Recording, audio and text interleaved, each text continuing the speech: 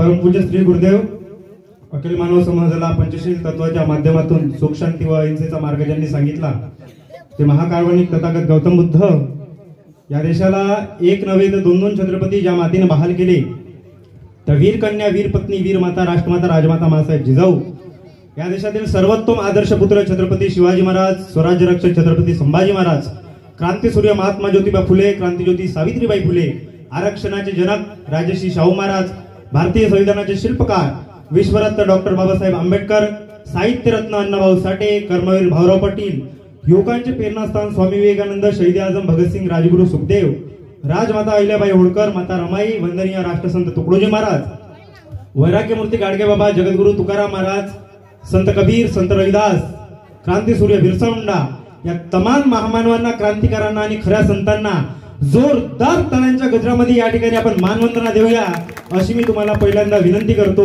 आणि आपल्या कार्यक्रमाला सुरुवात करतो. मी या ठिकाणी खरं बोलू की बरं बोलू हे सांगून द्या मला. खरं बोलू ना?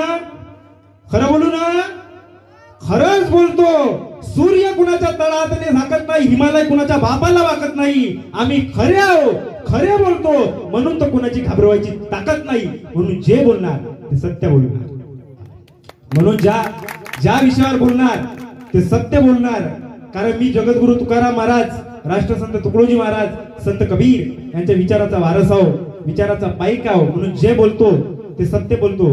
कारण तुकाराम महाराजांनी सांगितलं आहे, सत्य असत्यासी मन केले ग्वाही, मानिले नाही बहुमता.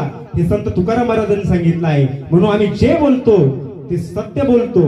मग आज तुम्ही म्हणाल की आज आपल्याला विचाराची आवश्यकता का, ते एक शेर सांगून मी खऱ्या अर्थानं आता व्याख्यानाला सुरुवात करतो कि मैं इससे नाज उठाता हूं इसलिए ऐसा नहीं करती, मिट्टी मेरे हाथ को कभी मैला नहीं करती. अरे शहीदों की भूमि है जिसे हिंदुस्तान कहते हैं, ये बंजर होकर कभी बुजदिल पैदा नहीं करती.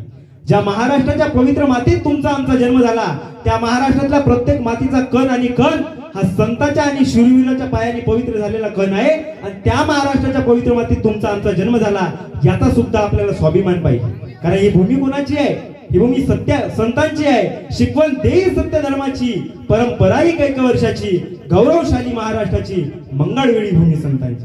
मग भूमी जर संतांची आहे तर विचार सुद्धा संतांचा घ्यावा लागेल. भूमी जर महापुरुषांची आहे तर विचार सुद्धा महापुरुषांचा घ्यावा लागेल. कारण या महाराष्ट्राला फुले शाहू आंबेडकरांचा पुरोगामी महाराष्ट्र म्हणून सुद्धा एक ओळख आहे. याच भूमीमध्ये संत जन्माला आले, याच भूमीमध्ये छत्रपती शिवाजी महाराज जन्माला आले, राजमाता जिजाऊ जन्माला आला, संभाजी महाराज जन्माला आले. म्हणून विचार यांचा घेतला पाहिजे आपण. कारण आपलं रक्त कसं आहे? मा जिजाऊच्या पेरणीचं, छत्रपती शिवाजी महाराजांच्या विचारांचं हे रक्त आहे. आपण आभार गबर आणि भंगार माणसं नाही आहो. म्हणून विचार या संत महापुरुषांचा आपल्याला घ्यायचा आहे. मग विचाराचीच आवश्यकता का? तर विटाला वीट जोडायची असेल तर सिमेंटची आवश्यकता असते, कातड्याला कातड जोडायचं असेल तर फेविकॉलची आवश्यकता असते, आणि माणसाला माणसं जोडायची असेल तर विचाराची आवश्यकता असते. म्हणून आपण विचार स्वीकारला पाहिजे. विचारच संतांचा का? तर एका वर्षाची सोय लावायची असेल तर धान्य पेरा, 10 वर्षाची सोय लावायची असेल तर झाडे पेरा, 100 वर्षाची सोय लावायची असेल तर माणसं पेरा, आणि हजारो वर्षाची सोय लावायची असेल तर विचार पेरा. तो विचार पेरण्याचं काम या कार्यक्रमाच्या माध्यमातून आज आपल्याला इथं करायचं आहे. त्याच्यासाठी हा पुण्यतिथीचा कार्यक्रम आहे. मग तुम्ही म्हणाल संतांचा विचार आम्हाला ठीक आहे कळला, संतांची संगत कशा करता? एका ह्याच्यात सांगतो मी तुम्हाला. मेलेल्याला जिवंत करण्याची ताकद फक्त अमृतात आहे, मुक्याला बोलायला लावण्याची ताकद फक्त सरस्वतीत आहे, लोखंडाला सोनं करण्याची ताकद फक्त परिसात आहे, आणि जगाला सुखी करण्याची ताकद फक्त संत संगतीत आहे. म्हणून संतांच्या संगतीचं महत्व आहे. म्हणून आपल्याला संतांची संगत करायची आहे. नाही तर संगत आपल्याला कोणाचीही करता आली असती, पण संतांची संगत का? कारण तुम्हाला शेंगदाणे माहित असेल, शेंगदाणे माहित आहे तुम्हाला? शेंगदाणे जर दारूच्या बॉटली समोर ठेवले तर त्याचा चकना होतो, पण तेच शेंगदाणे जर देवाच्या पायापाशी ठेवले तर त्याचा प्रसाद होतो. तुमच्या आयुष्याचं सुद्धा तसंच आहे मित्रांनो. तुम्ही संतांच्या संगतीत याल तर तुमच्या आयुष्याचा उद्धार होईल, पण तुम्ही दारूच्या संगतीत जाल तर तुम्ही बर्बाद व्हाल. आपल्याला विचार कोणता पाहिजे हे फक्त आता तुम्ही ठरवा. आम्ही फक्त सांगू शकतो. आपला मेन विषय आता सुरू होऊन राहिला, अंधश्रद्धा आणि बुवाबाजीचा जो विचार आहे. मी तुम्हाला सांगितली संतांची संगत सांगितली, संतांचा विचार सांगितला. आता संतांचा विचार आणि संतांची संगत सांगितली. आता त्यांचाच विचार आणि आपल्या देशामध्ये जे आता आपल्या धर्मामध्ये अंधश्रद्धा आहे किंवा इतर धर्मामध्ये सुद्धा आहे, असं नाही की फक्त हिंदू धर्मामध्ये अंधश्रद्धा आहे. मुस्लिम धर्मामध्ये सुद्धा अंधश्रद्धा आहे, ख्रिश्चन धर्मामध्ये सुद्धा अंधश्रद्धा आहे, पण मी हिंदू आहे म्हणून मला हिंदू धर्माच्या अंधश्रद्धेवर किंवा श्रद्धेवर दोन्ही गोष्टीवर बोलण्याचा अधिकार आहे आणि तो अधिकार आपल्याला असला पाहिजे. इतर धर्मातल्या लोकांनी आपल्या धर्मातल्या लोकांना शिकवू नये आणि त्याच्या धर्मातल्या लोकांना आपल्या धर्मातल्या लोकांनी शिकवू नये. म्हणजे वादविवाद जे आपल्या देशामध्ये होऊन राहिले धर्माच्या नावानं हे होणार नाही असं मला प्रामाणिकपणे वाटतं. मग वाल्या कोड्यानं जेवढं पाप नाही केलं त्याच्या आयुष्यामध्ये त्याच्यापेक्षा 10 पट पाप आपण आपल्या जीवनामध्ये केलं. रावणानं जितकं पाप नसन केलं त्याच्यापेक्षा जास्त पाप आपण केलं. आता फक्त आपण या लोकांना बदनाम कसं केलं, जसं काही लोक म्हणतात दादा रावणाला 10 तोंड होते. आता मी म्हणत नाही, मी तुम्हाला रेफरन्स सुद्धा देतो. सत्यपाल महाराजाचं पुस्तक आहे, त्या पुस्तकाचं नाव आहे सत्यानाश नावाचं. पुस्तकाचं नावच आहे सत्यानाश. तो पुस्तक मध्ये काय लिहितो सत्यपाल महाराज बघा की रावणाला जर 10 तोंड होते तर रावणाच्या मायची डिलिव्हरी झाली कशी, हा सत्यपाल महाराजांनी विचारलेला प्रश्न आहे. प्रश्न समजला काय, उत्तर समजलं काय तुम्हाला? म्हणजे आता एका पोराची डिलिव्हरी व्हायला जर आम्हाला सीझर करावा लागत असेल तर 10 तोंडाचा रावण जन्माला आलाच कसा, हा प्रश्न सत्यपाल महाराजांनी विचारला. आणि हेच राष्ट्रसंतांनी सांगितलं होतं की क्या कहते हो बात पुरानी तुम नाही जानी हम नाही जानी. जे गोष्ट तुम्हालाही झाली का माहित नाही आणि आम्हालाही झाली का माहित नाही अशा गोष्टी करण्यामध्ये काय मजा आहे, हे प्रश्न राष्ट्रसंतांनी विचारले होते. मग असं काही बोललो का, काही लोक आम्हाला म्हणतात तुम्ही आस्तिक आहे का नास्तिक आहे. तर मी लोकांना सांगतो मी आस्तिकही नाही आणि मी नास्तिकही नाही, मी वास्तविक आहे. जे वास्तविकता आहे त्याच्यावर मी बोलतो. कारण एका व्यक्तीने म्हटलं आहे, प्लेटो तुम्हाला माहित असेल, the whole of the European civilisation is the footnote of the Plato. युरोपचा खूप मोठा दार्शनिक आहे. त्याने सांगितले की तुम्ही वास्तविकतेवर बोललं पाहिजे तरच तुम्ही खऱ्या अर्थाने वक्ते असतात. मग अध्यात्म आणि विज्ञान या 2 गोष्टीमधला फरक आपण समजून घेतला पाहिजे. कारण राष्ट्रसंतांनी म्हटलं की अध्यात्म और विज्ञान की शक्ती से हम हो सुखी. फक्त अध्यात्म म्हणलं का नाही, फक्त विज्ञान म्हणलं का नाही.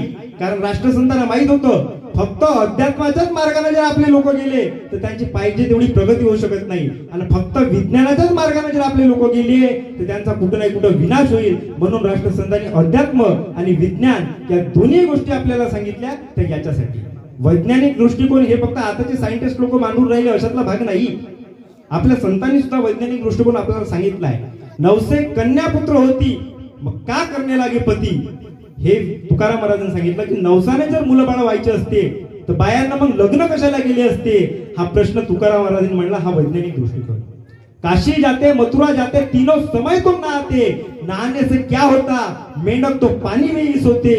म्हणजे तुम्ही कोण्याही नदीमध्ये जाऊन आंघोळ जरी केली तरी तुमचं पाप धुतलं जाऊ शकत नाही. कारण एक मेंढकी असते, मेंढकी ती सारे दिवस पाण्यात राहते पण तिच्या शरीराचा वास कधी जाऊ शकत नाही. तशावेळी आपण कोणत्याही नदीत स्नान केलं तरी आपलं पाप कधी धुतलं जाऊ शकत नाही. कारण शेवटी आपल्याला आपल्या कर्माचे फळच भोगावं लागते. म्हणून राष्ट्रसंतांनी म्हणलं की येतेची कर येतेची भर जाशील कुठवर. तुमचा स्वर्ग नरक तिसरीकडे कुठंच नाही, तू येतच आहे. तुम्हाला जे करायचं आहे ते येतच आहे आणि जे भरायचं आहे ते सुद्धा येतच आहे. म्हणून हा दृष्टिकोन सुद्धा आपल्या संतांनी मांडलेला आहे. हा सुद्धा वैज्ञानिक दृष्टिकोन आहे. आता अनेक तांत्रिक मांत्रिक मुल्ला लोक मंत्र म्हणतात आणि मंत्रांना कोणाला तरी बाधित केलं, चूजा केलं, असे तुम्ही अनेक कारनामे ऐकले असेल. माझं सर्व त्या मुल्ला मुलगी लोकांना चॅलेंज आहे की तुमच्यामध्ये एवढं जर ताकद असेल तर तुम्ही पाकिस्तानच्या आणि भारताच्या बॉर्डरवरती जा. तुम्हाला लागते तेवढं सामान आम्ही देऊ. आम्ही सर्व गुरुदेव सेवा मंडळाचे कार्यकर्ते देऊ. लिंबा मिरच सर्व तुम्हाला जे लागते धागे दोरे तंटे सर्व देऊ आम्ही. तुमच्यात एवढी ताकद आहे तर तुम्ही मंत्र म्हणा आणि तुमच्या मंत्रांनी पाकिस्तानला भस्म करून दाखवा. आम्ही तुम्हाला लागेल एवढे पैसे द्यायला तयार आहोत, पण ते करू शकत नाही. पण आपल्याला काय सांगितलं की जर वैरी मनाचा असता तर शत्रूंनी आपल्या शूरवीर लोकांनी आपल्या कमरेला कट्यार कशाला बांधली असती, हा प्रश्न ज्ञानेश्वर महाराजांनी निर्माण केला. म्हणजे ज्ञानेश्वर महाराज सुद्धा वैज्ञानिक दृष्टिकोन घेऊन होते, हे सुद्धा आपल्याला या ठिकाणी लक्षात येते. आणि अनेक लोक भूतकाळ भविष्यकाळ वर्तमान काळ पाहायला बुवा बापूकडे जातात. तुम्ही जाता का? नाही जात ना. पण खरे तुकाराम महाराज आपल्याला कळले असते तर आपले लोक गेले असते का? नसते गेले ना. तुकाराम महाराजांनी सांगितलं की जे लोक भट्टा बामणाकडे जाऊन कुण्याही लोकांकडे जाऊन बुवा महाराजाकडे, फक्त भट बामण लोक भविष्य पाहिजे अशातला भाग नाही. रस्त्यावर बसणारे सुद्धा काही बुवा महाराज आहे. आपला हात पाहिजे भविष्य सांगते. पोपट असतो त्याच्यापाशी पोपट आणि ते आपल्या आयुष्याचा पोपट करून देतात. म्हणजे त्यानं जर आपल्याला सांगितलं की तू उद्या मरणार आहे, आपल्याला सारे दिवस हेच चिंता असते की त्यानं मला असं सांगितलं की मी मरणार आहो, आणि त्या चिंतेलाच तो मरून जाते. म्हणजे भूतकाळ, भविष्यकाळ, वर्तमान काळ पाहणारी समोरची पिढी ही नरकात जाऊ शकते, हे तुकाराम महाराजांनी सांगितलं होतं. म्हणून या गोष्टीकडे आपण वळू नये. अनेक लोक पिंडदान करतात आता आपल्या संस्कृतीमध्ये करतात. हिंदू संस्कृतीमध्ये बाप मेल्यानंतर पिंडदान करतात, आणि आपली आजी आपल्याला सांगते की आपला बाप मेल्यावर कावडा होते, सांगते. आता कावडाच का होतो हा एक मोठा प्रश्न आहे, बरोबर की नाही. जिथे नाही अन्न मेल्यावरी पिंडदान, येतो चाडवा चाडवी केले त्याचे आपणची जैवी, हे संत तुकाराम महाराजांनी सांगितलंय. अरे जिवंतपणी जाती आहे आग्रिया, तेलिया, माडिया, कोडिया, मांग, हा मातंगा, रामोशिया, गुरुशिया, नाभी, आणि मेल्यावर सर्व लोकांचा बाप एकच कावडा. अरे वा रे वा. म्हणजे आपला बाप जर वाघासारखा जगला असेल तर मेल्यानंतर वाघ व्हायला पाहिजे की नाही, मग तो कावडा कसा का होतो. म्हणून तर आपल्या संतांनी सांगितलं की पिंडदान ही अंधश्रद्धा आहे. म्हणून आपल्या संतांचा दृष्टिकोन हा वैज्ञानिक दृष्टिकोन आहे, पण खरे संत आम्हाला कळले नाही. खरे संत म्हणजे कोण? आताचे संत खरे संत आहे का? आसाराम बाबू, रामपाल बाबा, निर्मल बाबा, लॅपटॉप बाबा, कम्प्युटर बाबा, हे काही खरे संत नाही. खरा संत म्हणजे कोण? तर ज्या माणसाला पैशाचा लोभ नाही तो खरा संत, ज्या माणसाला परस्त्रीचा लोभ नाही तो खरा संत, आणि ज्या माणसाला मानसन्मानाचा लालच नाही तो खरा संत. मग वर्तमान काळामध्ये जे संत आहे त्या तीन गोष्टीत बसतात की बघा, आसाराम बाबूकडे अमाप पैसा आहे, मग आसाराम बाबू खरा संत असू शकत नाही. त्यांना यायला विमान, जायला विमान, राहायला एसीच घर, प्यायला फ्रीजचं पाणी लागतं, म्हणजे हे लोक मानसन्मानाचे सुद्धा भुकेलेले आहे. मग हे लोक खरे संत असू शकत नाही. मग खरा संत म्हणजे कोण? तर तुका म्हणे तोची संत सोसी जगाच्या आघात, जो जगाचा आघात सोसू शकतो तोच खऱ्या अर्थानं संत असतो, हे तुकाराम महाराजांनी सांगितलं. आणि तुकडोजी महाराजांनी सुद्धा तेच सांगितलं ना, जो संत है वो संत की कड़ी पिटाते नहीं, सेवा सदा करते मगर ऊंचे न बतलाते कभी, मैं ही न हूं मैं दी न हूं यो ही कहा करते सदा, अभिमान का अवलेशना वो संत जानो सर्वदा. हे लहर की बरकामध्ये राष्ट्रसंत तुकडोजी महाराजांनी सुद्धा सांगितलं. हे संत आम्हाला कळले नाही ना, संत कळले नाही, संतांचा विचार आम्हाला कधी कळला नाही. जगद्गुरु तुकाराम महाराज गावागावामध्ये कीर्तन करायचे आणि लोकांना विचारायचे की बाबांनो खरा संत म्हणजे कोण? तर त्या काळातले लोक म्हणायचे जो माणूस भगवे कपडे घालतो तो खरा संत. मग तुकाराम महाराजांनी त्यांना सांगितलं की भगवे तरी शान, सहज वेश त्याचा, ते अनुभवाचं काय पंत. म्हणजे भगवे तर कुत्रे सुद्धा असतात, मग तुम्ही कुत्र्याला खरा संत म्हणाल का? मग त्या काळातल्या लोकांना कळलं की भगवे कपडे घालण्याचा आणि संतत्वाचा काहीही संबंध नाही. दुसऱ्या गावात तुकाराम महाराजांचे हाच प्रश्न विचारायचो की बाबांनो खरा संत म्हणजे कोण? तर त्या काळातले लोक म्हणायचे जो माणूस दाढी वाढवतो, मिशी वाढवतो, जटा वाढवतो तो खरा संत. मग तुकाराम महाराजांनी सांगितलं की वाढवणी जटा फिरे दाई दिशा, तरी जंबू वेशा सहज स्थिती. जंबूक म्हणजे कोला, कोला सुद्धा दाढी वाढवतो, मिशी वाढवतो, जटा वाढवतो, अख्ख्या अंगावर केस वाढवते, मग तुम्ही कोल्याला खरं संत म्हणाल का? मग सर्व लोकांना कळलं की दाढी मिशी वाढवणं, जटा वाढवण्याचा काही संतत्वाशी संबंध नाही. तिसऱ्या गावामध्ये जायचे, तिसऱ्या गावामध्ये सुद्धा हाच प्रश्न विचारायचे की बाबांनो खरा संत म्हणजे कोण? तर त्या गावातले लोक जे आहे ते तुमच्यासारखे हुशार असायचे.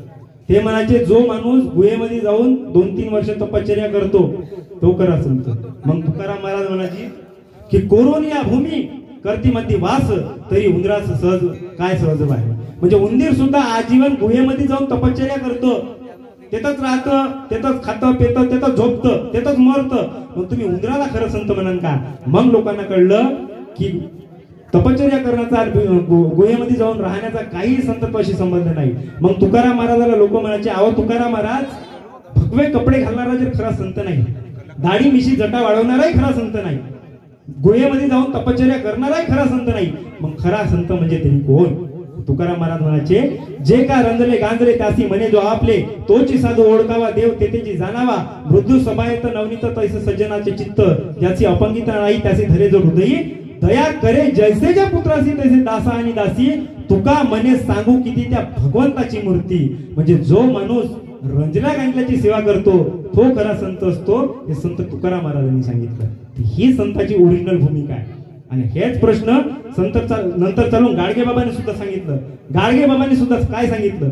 उघड्या नागड्यांना कपडे द्या, भुकेलेल्याला अन्न द्या, तहानलेल्याला पाणी द्या, गोरगरिबांची सेवा करा, माय बापो देव याच्यातच ते देव देवळात नसते, देवळात फक्त पुजाऱ्याचं पोट असते. हे संत कोणा सांगितलं? गाडगे बाबांनी सांगितलं. पण आम्हाला खरे गाडगे बाबा कळले नाही. कणकण करून कणन खर्चीला स्वहितासाठी, वन फिरून कणकण जिंकले बाबा दुःखी जनतेसाठी. आणि लोकांना सोप्या भाषेत सांगितलं. कसे गेडे बाजी तुम्ही, आणि डोकसा आहे, डोक्यामध्ये बुचो उभा आहे, पोट आहे, पोटामध्ये घाण आहे, डोळे आहे, डोळ्यामध्ये चिपळ आहे, नाक आहे, नाकामध्ये शिमुड आहे. देव का रिकामा आहे का तुमच्या अंगात यायले? देव कधीच कुणाच्या अंगात येत नसते. देव अंगात आणणारे बदमाशच असते. हे सोप्या भाषेत जनतेला पटवून देणारे संत म्हणजे गाडगे बाबा. पण हे गाडगे बाबा आपल्याला कळले नाही. राष्ट्रसंत तुकडोजी महाराज कळले नाही. राष्ट्रसंत तुकडोजी महाराज संत तर आहेच, पण सोबत सोबत स्वतंत्र सेनानी सुद्धा आहे. राष्ट्रसंत तुकडोजी महाराजला 1942 ला अटक झाली होती. कारण त्यांनी इंग्रजाच्या विरोधामध्ये भजन लिहिलं होतं की झाड जडूले शस्त्र बनेगी, भक्त बनेगी सेना, पत्थर सारे बॉम्ब बनेगी, नाव लगेगी किनारे, आते हैं नाथ हमारे, अब काय धुमी मचाते हो दुखवा कर सारे नारे, आते हैं नाथ हमारे. आणि याच गीताहून त्यांना अटक झाली होती. म्हणजे हे संत होते राष्ट्रसंत. 70 लाख साधू जिवंत असताना एक महात्मा हातात खंजरी घेतो आणि 1962 ला चीनच्या बॉर्डरवरती जातो आणि त्या ठिकाणी म्हणतो की टरबूज जैसे काट देंगे ऐसा नतीजा पाओगे, आगे कदम धरना नहीं वरना मौत के मुंह जाओगे, क्या अक्ल खाली है तुम्हारी भूतने शैतान ने और तुमको सीधा सिखाया है नहीं किसी भगवान ने. ते खरे संत म्हणजे राष्ट्रसंत तुकडोजी महाराज होते. ह्या संतांचा विचार आज आम्हाला घ्यायचा आहे. या संतांची संगत आम्हाला करायची आहे. राष्ट्रसंतांची ग्रामगीता महत्वाची का? माझा एक मित्र आहे, MA झाला, आता तो PhD सुद्धा करून राहिला. आणि तो मला म्हणे मी BA झालो म्हणे, MA झालो म्हणे, मग माझ्यासारख्या माणसाला ग्रामगीता वगैरे वाचायची काय गरज आहे? काय आहे म्हणे या ग्रामगीतेमध्ये? मी म्हटलं ग्रामगीतेत काय नाही. तो म्हणे ग्रामगीतेत काय आहे? मी म्हटलं ग्रामगीतेत काय नाही. अरे जगण्याचा पूर्ण सार म्हणजे ग्रामगीता. जीवन जगण्याची कला शिकवणारी एकमेव गीता म्हणजे ग्रामगीता. ही ग्रामगीता आहे जिच्यामुळे जन्मापासून तर मृत्यूपर्यंत कसं माणसानं जगलं पाहिजे, कसं वागलं पाहिजे, हे सर्व शिक्षण देणारी ग्रामगीता आहे. नाही तर शालेय जीवनामध्ये तुम्हाला चित्रकला शिकवली जाते, पण चरित्रकला कधी शिकवली जात नाही. चरित्रकला शिकवणारी एकमेव गीता म्हणजे ग्रामगीता आहे. शालेय जीवनामध्ये तुम्हाला जीवशास्त्र शिकवलं जाते, पण जीवनशास्त्र कधी शिकवलं जात नाही. मग जीवनशास्त्र शिकवणारी एकमेव गीता म्हणजे ग्रामगीता आहे. हे ग्रामगीतेचं महत्व आहे. नाही तर ग्रामगीतेच्या पहिले गीता अनेक झाल्या. अध्याय क्रमांक 1, ओळी क्रमांक 69, 70, 71 गीता अनेक झाल्या. कृष्ण गीता, रामगीता, हंसगीता, हनुमंत गीता, शिवगीता, अवधूत गीता, कतिल्या गुणी, गुरु गीता, गणेश गीता, भगवत गीता, पांडव गीता, देव गीता, देवी गीता सर्व झाल्या. सर्वांचा एकच सार शुद्ध करावे हृदय मंदिर, सुखी करावे चराचर तरी सद्गती पावे, ही सांगणारी गीता म्हणजे ग्रामगीता. ही आहे ग्रामगीता. मग या ग्रामगीतेमध्ये काय आहे? या ग्रामगीतेमध्ये बुद्धाचा विचार आहे, जे बुद्ध धर्माचे संस्थापक आहे. याच ग्रामगीतेमध्ये महावीर जैन, जे जैन धर्माचे संस्थापक आहे, यांचा सुद्धा विचार आहे. याच ग्रामगीतेमध्ये येशू ख्रिस्त, जे ख्रिश्चन धर्माचे संस्थापक आहे, त्यांचा सुद्धा विचार आहे. याच ग्रामगीतेमध्ये मोहम्मद पैगंबराचा सुद्धा विचार तुम्हाला पाहायला भेटतो. ही अशी ऑलराऊंडर ग्रामगीता आहे. म्हणून राष्ट्रसंत म्हणतात की माझाची नव्हे हा विचार, सर्व संत ग्रंथाचा सार, महात्म्याची तळमळ अपार, तेच वर्म कधी तुम्ही, सर्व ग्रंथाचा संतांचा अगदी गीतेचा सार सुद्धा तुम्हाला एकाच गीतेत पाहायला भेटते. आणि ती गीता म्हणजे ग्रामगीता आहे. हे ग्रामगीतेचं महत्व आहे. पण ही ग्रामगीता आम्हाला कळली का? अनेक लोकांच्या घरी ग्रामगीता आहे. सांगा बरं किती लोकांच्या घरी ग्रामगीता आहे? हात वर करा. किती लोकांच्या घरी ग्रामगीता आहे? हात वर करा. इमानदारीने हात वर करा. एकाच्या घरी ग्रामगीता नाही. इकडं कोणाच्या आहे? इकडं कोणाच्या आहे? हा, महिलांनी सांगा तुमच्या घरी ग्रामगीता आहे की नाही? आता कोण कोण वाचता हे सांगा. ग्रामगीता आहे पण आम्ही वाचू शकत नाही. परिस्थिती आमची आहे. 70 लाखाचे 20 लाखाचे आम्ही बंगले बांधले, पण 100 रुपयाची ग्रामगीता जर आमच्या घरात आम्ही ठेवू शकत नाही, याच्यापेक्षा हलकट क्वालिटी आणखी काय असू शकते याचा सुद्धा आपण विचार केला पाहिजे. संतांनी ग्रामगीता कोणासाठी लिहिली? स्वतःसाठी लिहिली का? नाही. अर्पण पत्रिका कोणासाठी अर्पण केली? शेतकऱ्यांसाठी. आणि शेतकरी लोकांच्याच घरी ग्रामगीता नसेल, मग आता आणखी काय बोलायचं? मग तुमच्या घरी ग्रामगीताच नाही तर गाथा असेल का? गाथा किती लोकांच्या घरी आहे? गाथा आहे का? ज्या लोकांना माथा जाग्यावर आणत असेल ना, माथा, त्यांनी त्यांच्या आयुष्यात फक्त एकच वेळ गाथा वाचा. ज्यांना माथा जाग्यावर आणायचं असेल त्यांनी गाथा वाचला पाहिजे. ग्रामगीतेमध्ये तर सर्व गोष्टीचा सार आहेच. गाथा सुद्धा आपण सोबत वाचली पाहिजे, कारण तुकोबाने आपल्याला गाथा सुद्धा दिली. ज्ञानेश्वर महाराजांची ज्ञानेश्वरी सुद्धा वाचली पाहिजे. आमच्या बाया फक्त वैभव लक्ष्मीची पोथी वाचता का? आटपाट नगर होतं, एक राजा होता, त्याला एक राणी होती. ते मस्त कथा आहे, मस्त वाटते, बायाला ऐकायला मस्त वाटते. चालला आमच्या बाया वाचत. कधी आमचे संतांनी जे संत साहित्य निर्माण केलं त्या साहित्यावर सुद्धा आपण कधीतरी प्रकाश टाकला पाहिजे मित्रांनो. आपल्या संतात आणि आता जे संत आहेत आसाराम बाबू सारखे यांच्यामध्ये काय फरक आहे? म्हणजे आसाराम बाबू म्हणतो की नारी म्हणजे नरकाचं द्वार आहे, पण आमचे राष्ट्रसंत म्हणायचे की नारी निंदा मत करो, नारी रतन की खान, जिस नारी से पैदा हुए रामकृष्ण हनुमान, हा विचारामध्ये असलेला. म्हणून विचार कोणत्या संतांचा स्वीकारला पाहिजे हे सुद्धा आम्हाला कळलं पाहिजे.